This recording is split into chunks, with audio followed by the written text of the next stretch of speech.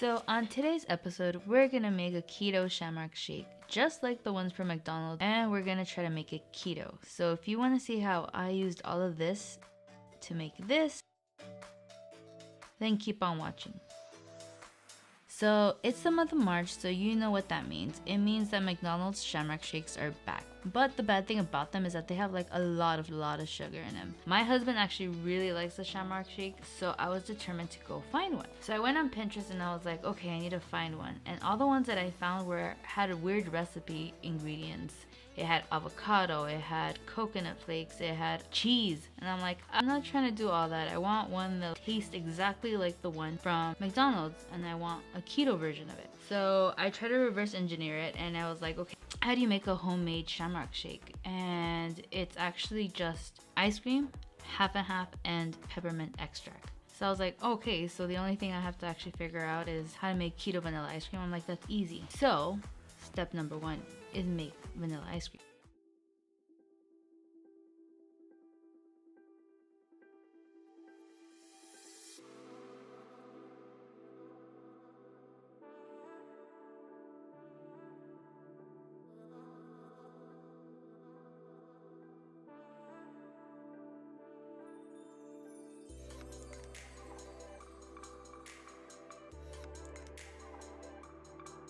The longest part of this was reducing the heavy whipping cream mixture to make it thick.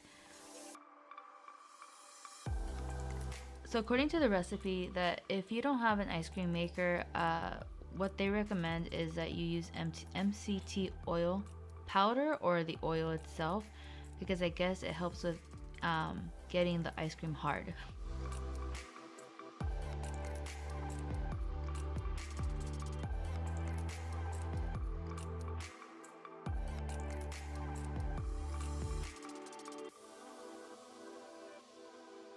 Don't overfluff the mixture because it removes the fluffiness from it, and we're trying to keep it as fluffy as possible.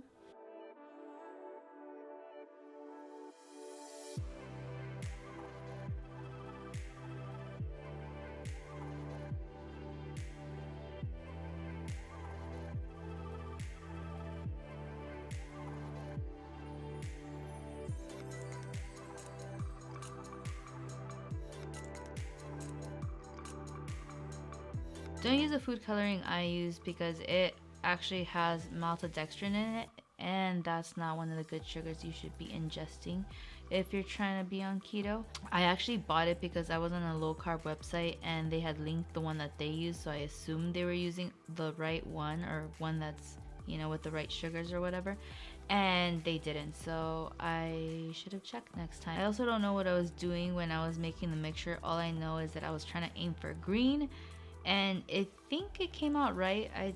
I didn't want to go too green. I just want to be green enough.